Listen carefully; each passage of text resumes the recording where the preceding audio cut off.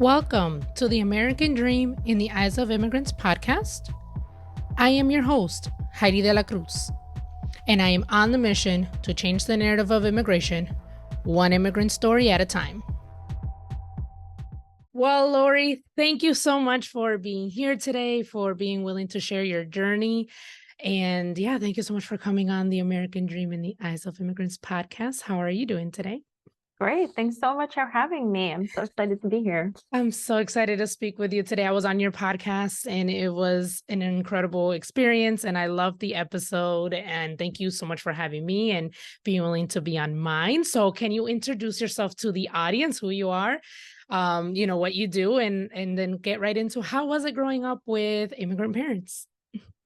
Sure. So I'm Lory Martinez. I'm Colombian American. My parents immigrated to the States when in the 90s, 80s and 90s, different times, but they met up in Jackson Heights, which is the Colombian neighborhood of New York. And they fell in love, and I was born in the States. I grew up with them, basically kind of keeping the Colombian culture alive at home. And it kind of informed my career as well, because I was always kind of using the bilingual nature of my life, English and Spanish, thinking about how I could tell stories in those languages. And so eventually I became a radio journalist, worked at a public radio station in upstate New York, and then felt like I wanted to do more. And so decided, okay, well, I studied French, I speak Spanish, and I have English. So I want to be an international journalist, and that was like the big dream. And so I applied to a master's program for journalism, international communication in France. And so I moved to Paris in, now it's 2015, which is a really long time ago. Wow. And I've been here ever since. And I started doing podcasting and have always been, an audio storyteller. And kind of built out a brand as a podcast producer / entrepreneur, because I started a podcast company here in Paris that does multilingual and multicultural podcasts, kind of continuing on from this like multicultural background that I already had growing up in Queens, in New York. And so in terms of what it was like growing up, it was very bilingual. Like I said, my first language was Spanish. I grew up speaking Spanish with my mom, and then learned English in school. And so there was a real understanding that there were two places for me. Like there were two cultural locations. It was Spanish at home, English at school. And I remember it didn't really affect me very much up until I had to start taking Spanish classes in school. In which case it was Spain Spanish that was being taught. Yes. And I would say something in the Colombian Spanish and get corrected, and I hated it. And it was so frustrating because it's how can I be corrected in my native language? This is not possible. But it is, because obviously the dialect that is taught the most in schools is the Spain Spanish one. And so and I had that little bit of a frustration. And then later on, when I had the opportunity to choose another language to study, it was no, I don't want to learn Spanish so that I'll be corrected all the time. I'm going to learn French so that I can learn from zero, so no one can criticize my, way of speaking. And so I fell in love with the French language, and I was just always been really into languages, but it was something that really helped me that I was in this already bilingual household to begin with, to be able to add the third language. I mean, being Latina in New York is a whole thing, and I know, so we can get into that more into detail. But I loved growing up in Queens. I loved working in Queens. I loved going to school there. Everyone is so multicultural and diverse, and it was definitely not a foreign thing for me to be in a classroom with pretty much everyone who's a kid of immigrants like myself. And so I never felt the culture shock of being different or anything like that, because we were all kind of coming to the classroom with our own cultural baggage. But what really touched me was when I went to college, and I was the only Latina in the classroom, and I was okay, I guess this is what the rest of the US looks like, because I went to school in upstate New York. And it was a huge difference for me, because I come from super diversity. Queens, you speak 800 languages. It's land of immigrants. And then you go to upstate New York and you're okay, there's no one here. It's really quiet. No other language. That's changed quite a bit now in the last couple of years. There's a lot of people who moved upstate because it's cheaper and there's more accessibility to housing and things like that. And New York City has become crazy expensive. But when I was there, it was rough. It was rough because I was taken aback, the culture shock of now, oh, actually, I've always been a minority. I just didn't really see myself as one until I was in that classroom, you know? So yeah, that's the gist. No, I love it. You said so much. I love that.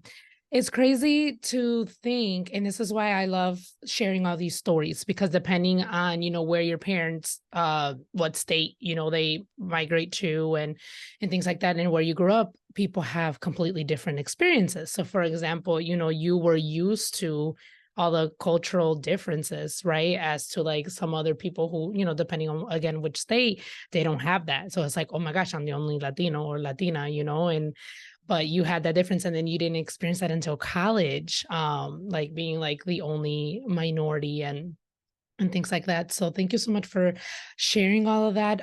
So your neighborhood, you say like it was mostly Colombian, right? Where you grew up? Yeah, it was Colombian and Latino. Like we had Jackson Heights is in the 80s, it was very much a lot of Colombians that came there. There's even a street called Calle Colombia Way. It's 82nd Street. But then there's also a part of Jackson Heights that's Indian. So like there's a huge like Little India just right off of 74th Street and Broadway. So it's like a very blended neighborhood. Like the taxi drivers are as much Indian, as much Latino as well, and they're all going to the same halal courts, and they're all friends. So I grew up with that kind of mix, and it was really nice to get, kind of be exposed to that cultural blending, because, a lot of the time and a lot of the discourse that happens around cultural identity these days is very much like I'm with my own community, but it's not like that in Queens. It's never been like that. It wasn't like that during my childhood. And in that neighborhood in particular, like we were, it was a good blend of Latinos and people from all over. So yeah. Cool. Let's talk about when you went to Colombia for visit, because you before we started recording, you had stated that you guys, would always visit back and forth. So how was that experience for you? Yeah, I mean, I had the privilege of being able to fly back during the first few years of my childhood. My mom was able to send us on, like summer vacation is, you send your kids back to the homeland, right? Yes. So that was it. My grandma was my babysitter for 2.5 months every summer for a really long time. And I think it was really cool because I was able to be exposed to Colombian culture much more. And I definitely don't have as much an accent in Spanish because I was going back so often.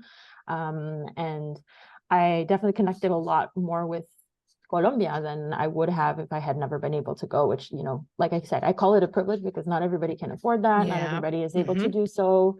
And I also had the passport privilege because I was born in the US. And so like I could constantly go back and forth and it was not a problem.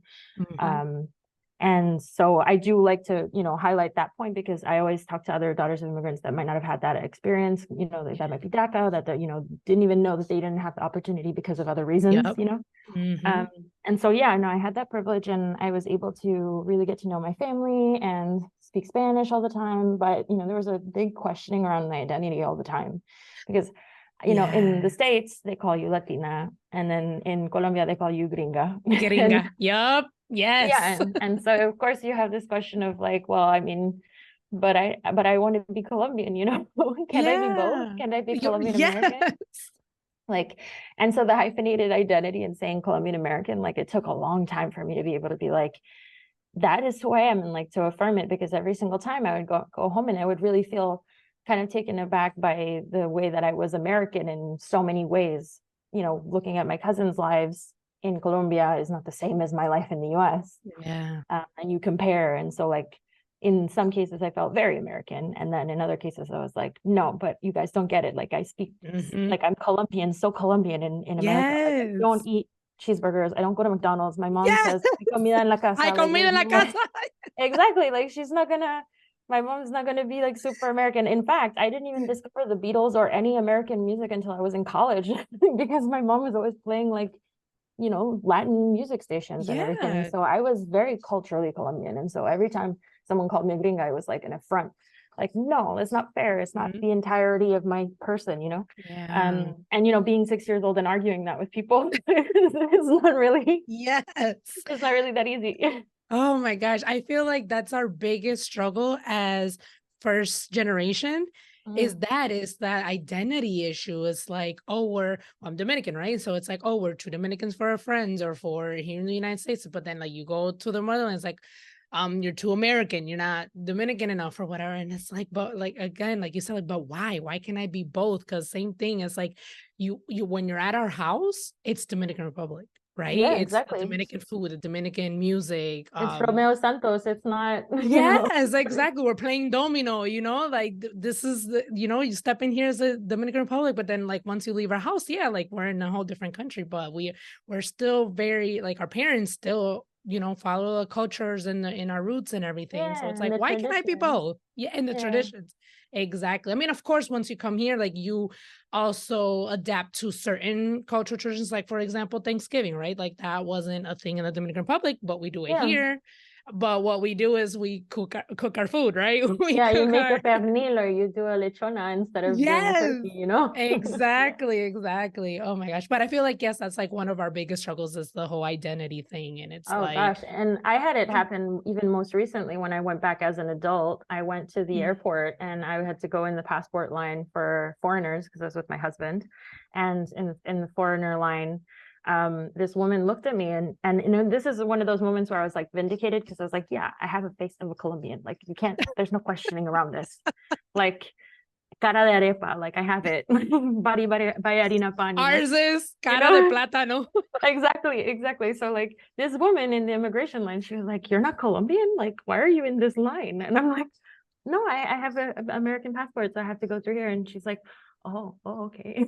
So Oh my but it was goodness. really, it was like one moment where I had to be like, "No, I'm actually not, like, I don't have the passport, so Hmm. I am Colombian in every way other than the passport." Yeah. And but it was really cool because at the same time it was like her telling me, "But you look like a Colombian, so I'm not gonna, like, there's no question." kind of Yeah. thing. Yeah. But yeah. Oh my goodness. I would love to hear about, getting into the radio journalist space and how that was for you as a Colombian American and then leading up to your move to France. Yeah, so I always knew I wanted to be a journalist because my grandfather was a journalist in Colombia. Oh, okay. Yeah, he was an editor at El Tiempo, which is one of the biggest newspapers in Colombia. And so I grew up hearing his journalistic stories and like travel stories and whatever. And so I knew I wanted to do it. I just didn't know which thing. Like, Hmm. was I going to be a writer? Was I going to be a radio journalist, TV journalist, whatever? He had done a lot. So I just kind of had to find my niche. And so I had this really great experience that got me into radio journalism. And every time I tell it, it always sounds made up, but it's totally real. so so what happened was I was right before I started my my bachelor's degree, I went to visit an aunt who lives in London as a graduation present, actually. Like she invited me to stay. She said, you should, discover Europe. And it was really nice because, well, one of the things that happened with my family is that we're all diaspora. So some of my family members, when they left Colombia, went to the US, some of them went to the UK, some of them went to Germany, some of them went to Australia. Like it just All depended over. on where you ended up, like Venezuelans Yeah. actually. Um, and so I had this aunt, she said, come and stay with me. And so I went and I stayed with her for 3 weeks. And on the plane ride over, this girl who was sitting next to me we just started talking and she had just come from doing an interview for a job to like come and stay in the States. And then she said, well, I work at BBC Radio 4. And I was like, oh, that's really cool. I really want to be a journalist. Um, that's fantastic. Like, can you tell me more about your work? And she said, well, why don't you come and do a work experience and come and work with me while you're here? Like, come to work in the office a couple days a week.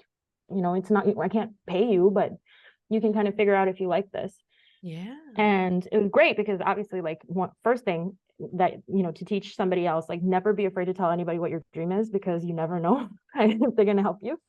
Yeah. And so that actually was the moment where I basically, I said, whatever, I want to be a journalist. Like, tell me about your Yeah. career. And so yeah, and she took me under her wing and it was really cool at BBC Radio 4. And I was just coming in every other day to this office in White City. And it was really cool because the one opportunity that I got to like do anything professional, like, and actually get a real work on the job experience, usually they stick you with transcripts and, maybe assisting in like calling some people for some stories.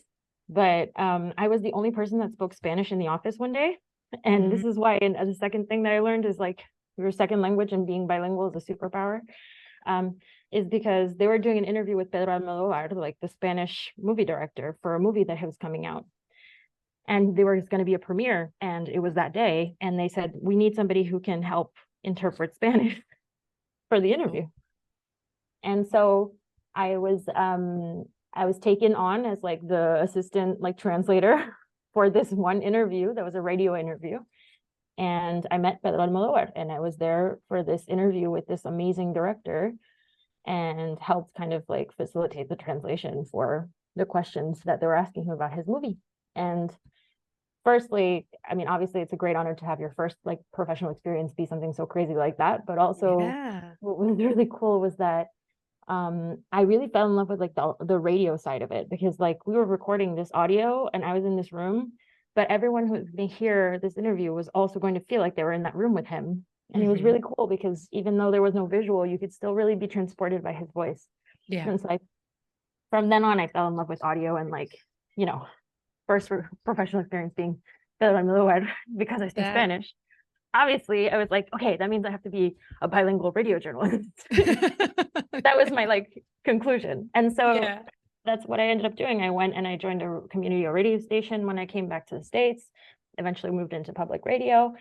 And actually my first mentor in public radio and like public media in general was a Venezuelan woman, because we were the only Latinas in the office, and she was super, super nice and took me under her wing as well. So that's the other thing, is like your community is going to help you out. Yes. And being like open about struggles and challenges and everything really helped me a lot in my career generally, from that point on. And then, I left to go to Paris to do my master's, and kept hustling as a freelancer journalist, did my degree, and then started a company. Wow. And it was kind of a continuation of the work I'd already been doing as like translator, journalist, reporter, and doing all of that for many years. And then eventually, getting enough work and building enough of a reputation, I started my company, Studio Ochenta, from that. And like the first show we ever did was called Mija Podcast, which is the show that you were on. Yeah. And it was my way of kind of telling my family's immigration story to cultures that maybe had never heard of it before. So like I told the story of this immigration, one family member at a time. It was like a novella. And I recorded it in English, French, and Spanish. And I did the voice for all three versions. And I was like, I don't have any money to hire anybody. I'm going to do it myself. Yeah. And it was really cool because I got the opportunity to share this story and to French people who never thought about the Colombian immigrant experience, because when they hear it about American immigration stuff, they're always hearing about Mexicans. So it was cool also to be like, well, actually they're Colombians too, Oh yeah. From all over. And from all over, yeah. And so it was really interesting to like kind of see the reaction in France, and then the reaction in Spain as well, and in Latin America, of course, because it was in Spanish as well, and then in the US. And the show got very popular. It, hit number one in the different markets that it was released in as a podcast, and kind of grew from there. And like I grew Ochenta from that. Like my company got that reputation because we created this one big show, and then grew all this other multilingual, multicultural stuff out of it. Yeah. And it all comes back to this like moment where I said, I want to be a journalist to this random person on a plane. So yeah. That's the long, I mean, I think I said it really quickly and really fast. Lots of details. I hope but it's been a wild and crazy ride. My company is now 4 years old. And so it's been a long time of working through and being able to kind of create the kind of content that I believe in. And I've always carried this kind of, even from like being the nervous, anxious person who spoke Spanish and English and was like, I speak Spanish, raise your hand, like in the office, like, we have this interview with Lory Martinez, and you raise your hand like, I speak Spanish. Like, I go, from that to now having a company that is known for making podcasts in Spanish and English is really cool. Hi, Heidy here. Thank you so much for listening and supporting my podcast, but most importantly, the mission. If you would like to further support this podcast, there are a few ways you can do that. You can sign up for the newsletter. You'll receive the episodes straight to your inbox every time they drop. The link is in the show notes and the show description. You can subscribe to the podcast YouTube channel. And lastly, you can donate money. That link is also in the show notes and show description. If you would like to sponsor an episode or promote your business on this show, send me an email at Heidi@HeidiDelacruz.com.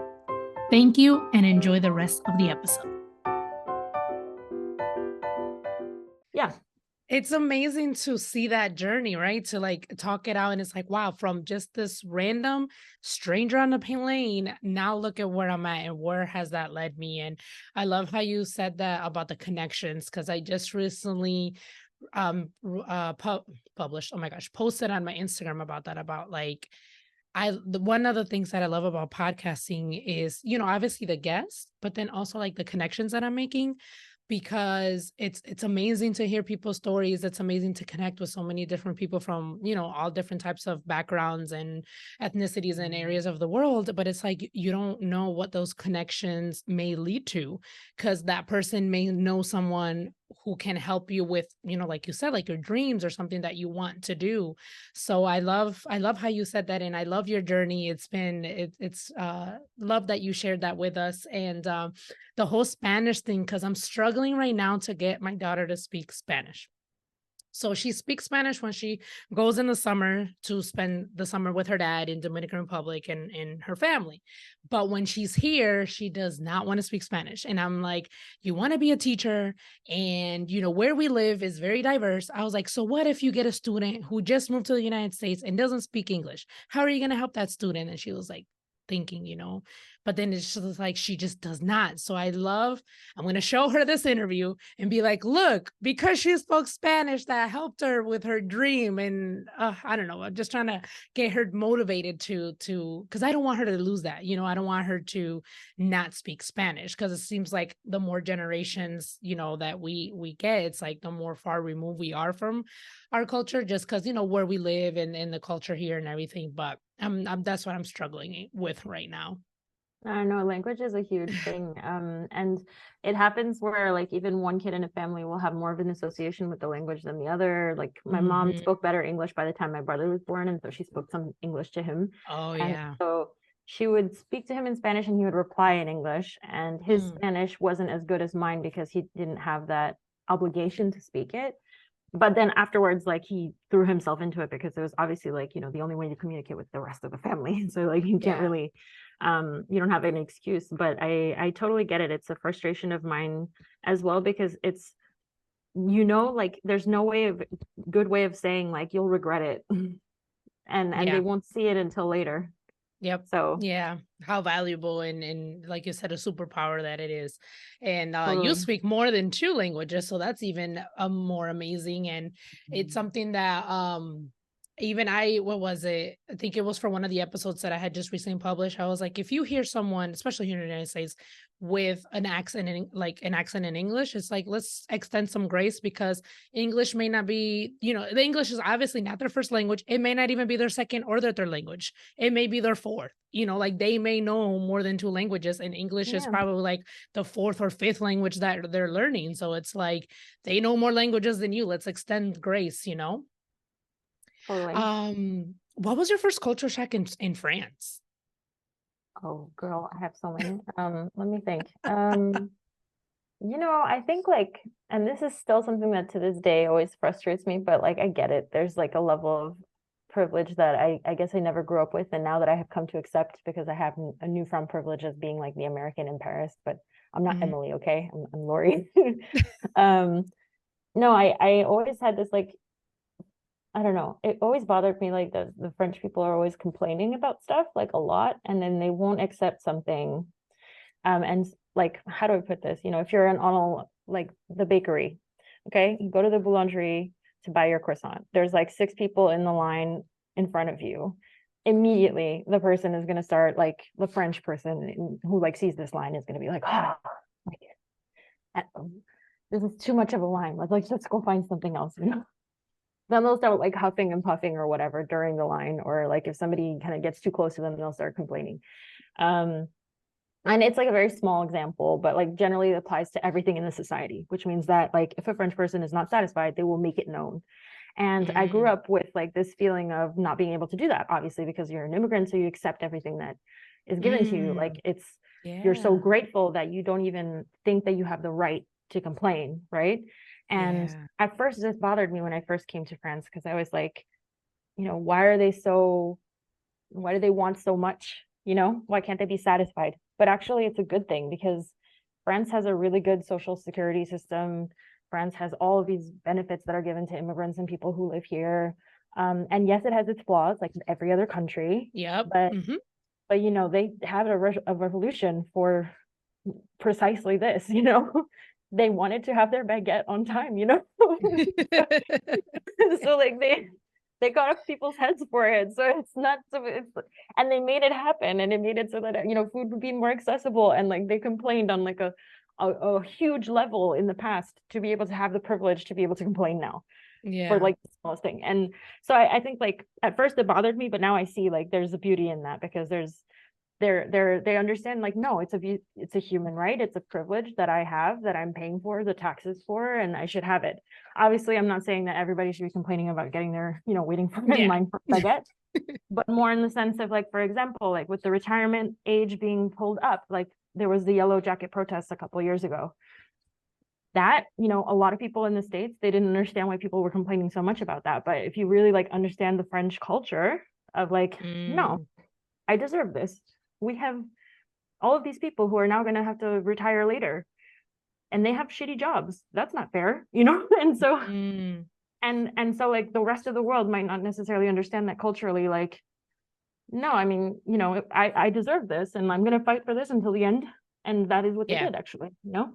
I heard a little bit about that, and I was one of those people that I was like, wait, why is this such a big deal? But again, I'm not there. I don't know the culture, you know, but but you know, and it's obviously it has its benefits, and it's not always good to be like that. But I also find that understanding that you have a value and that you have the right to say, I don't want this, or to send the plate back because it's cold, you know, like you don't have to eat it, you know, you're paying for service, you know. And it's just understanding that you can actually also have that privilege, and you deserve it too. And I think that's a really cool thing to have been able to learn. Now I've been here almost 8 years, so like I for sure send things back now. Like I'm becoming more French, you know. And sometimes when I go back home to be with my parents, there are some things that now I'm looking at it, and I'm like, I get why you accept this, but it's wrong, you know, kind of thing. Like you should fight, you should complain, like you should argue that ticket. And they're like, no, I'll pay it, it's fine. I'm like, no, but you didn't have to, you know. And they're, you know, it's a different kind of mentality. And of course, like, because I speak the language, it's a different kind of vibe. There's also the privilege, like I always keep mentioning, you know, my perspective is very privileged. It's not the same as anybody who just shows up and moves to France, you know. I speak French. I came as a student, unlike my parents who didn't speak English and came and started doing like taxi driver, you know, sweatshop worker. My mom worked in a factory at one point, you know, so like it's not the same kind of immigration. So I do want to make sure that that's super clear. Like my experience is very unique. And I'm very, very grateful that I had parents who taught me hard work and the value of it, so that when I got to the point to have the privilege, I know what to do with it. I you know, I spend like 90% of my time making stories and telling stories that highlight experiences like those of my parents, and highlighting voices that you never hear. And so, you know, I want to give back, and that's something that I have the privilege to do now because of them and what they suffered and how they went through everything. And but it's hard. It takes a long time to get to that point, though. It does, and a lot of inner work. Years of therapy and healing. And you know, being able to kind of take a step back as well, because I'm so far from the experience now that I can say, wow, it was really hard when I was younger, but now, you know, I'm able to reap the benefits. And like when you're looking at generational and breaking generational curses and breaking generational problems, like thinking about the next generation and how you're doing with your daughter, how she can keep the language alive, how can you can now, as your Americanness has been, there's no question your daughter's American. Yeah. Right? Second generation, at this point, she's American. Nobody's gonna be like, what? What level of American are you? Yes. Right? You can have her have these nuances in relationship with the language, and you can ask those questions because now you have this privilege, right? And so yeah, that's where my perspective on it is, just kind of accepting that you've now gained something, and how you give it back. That's your obligation, really. Yeah. Are your parents still in the United States? Yeah. Yeah. Yeah, they refuse to leave. My mom's, I think it's almost 40 years that she's been in the States. My dad, 35 years. Wow. They're Yeah. very, they love America. That's awesome. The thing with immigrants is that you don't realize that they're the most patriotic people. They really are. Oh, they really my are. gosh. And my mom, if she hears anybody saying bad things about America, she's like, "You're not American. You can't say that." I'm like, "No." And then it's so funny because she's an American citizen now, obviously. Yeah. And so she's like, "But I have the right to complain because I'm an American citizen. You are not an American citizen. You cannot complain." Yeah. And it's like that kind of thing. Like, and it's really funny because I didn't think that she'd be so defensive. She's no, they love this country, and it's the great, grateful and thankful, they were able to move here. Yeah, the gratitude. Yeah, definitely. And your husband, you met him in France? Yeah. Yep, I met my husband in France. He is a French citizen, not Parisian. He's like from one of the suburbs nearby. But yeah, our whole relationship was in French when we first started dating, which really helped my French to get better, to be honest.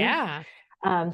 Now we switched more towards English, but it's definitely been really cool because I've been able to have like full immersion because of my partner, Yes, that's so cool. So you, was there any like cultural clashes or anything? No. To be honest, no, not really, because he had studied in the States and had this like interest in American culture, and so we like met each other halfway, And so it was really cool because he was already like open-minded around a ton of things like culturally that like most French people might not necessarily be because they never left the country, for example. Like and he like belongs to the generation of people who are like more interested in American culture, pop culture, and things like that. French millennials know a lot about like 90s hip hop, for example. I was really surprised by that when I met my husband. And so it was really cool. No, yeah. And we've been together now since I basically met him like the month that I arrived in France. Really, really lucky. Oh, and so now we've been together for 8 years. Yeah. Married 6 years. Amazing. Yeah. Oh, that's so nice. Do you miss anything about the United States or like living in the United States? To be honest, I miss my friends and I miss my family. Obviously, first my family, second friends. Culturally, there's not much I miss because to be honest, I'm able to access a lot of the same stuff in France. We're in a globalized world. It's not like I can't get Cheez-Its here or like I can buy Takis, like they sell them here. And even arepa, like I can get harina pan in the Latino supermarkets here. So nice. When I first moved here, I did have like a culture shock because I didn't have like the diversity, and it's like a different immigrant population here. But it definitely changed in the course of the time that I've been here, because the more time I've spent, there's been more Latinos that have come here, and I've like been more present in the Latino community too. Which has helped me as well, like kind of integrate better and like talk to the other immigrants that are around here. But yeah, no, I would say the thing that, it's the fact that my mom's not like down the street, you know, and I can't like go have dinner with her on the Sunday. Like I have to call her, we have to do like a video chat, and the same for my friends. Like we set up like monthly Zoom calls. I try to go back to the States often, but like it can't happen like that all the time. Like last year I only went twice. This year I can't go at all, like, so it depends on the year. So yeah, I miss them, and I have been back to Colombia more, which is really nice. My work has brought me back to Colombia, which allows me to see the other parts of my family that are in Colombia, my grandparents and my aunts and uncles. But other than that, Okay, cool. So just to wrap things up, I want to give you the opportunity, to talk about your company or your podcast. Like, where can people listen? Just tell us a little bit about that. Yeah, so if you like what you heard and you want to learn more about my journey and my immigration journey, you can listen to Mija Podcast. It's a 8 episode audio novela about told by the story by a girl who's just calls herself Mija, and she basically tells the story of each family member, one episode at a time, and how they were affected by the immigration journey. The mother who left, the dad who left, the brother who was born in the States, the grandparents who were left behind who couldn't come to visit them, et cetera, et cetera. And what's cool is that, it's not just a Latina story, because we did several seasons of that series. And so the second season is about a Chinese daughter of immigrants whose parents went from China to France. And so there's another perspective there. The third season is from an Egyptian daughter of immigrants whose parents went from Egypt to the UK. And so there's a really nice kind of multicultural blending. And each time the podcast is produced in the language that it's made in. So you can listen to Mija in English, French, Spanish, Arabic, and Mandarin. So Wow. if you're from a different community, you're likely to find your language present there for the first 3 seasons. And then afterwards, we've done interviews with daughters of immigrants now, including yourself. Yes. And so you can check out Mija Podcasts wherever you get your podcasts. And for more cool cultural stories from all over the world, you can follow Ochenta Podcasts on Instagram. So it's at Ochenta Podcasts. We have tons of podcasts in lots of languages from all over, from science fiction to drama to romance. And you can check them out. They're in tons of languages. We've worked in 27 languages total to this day. So you can check it out.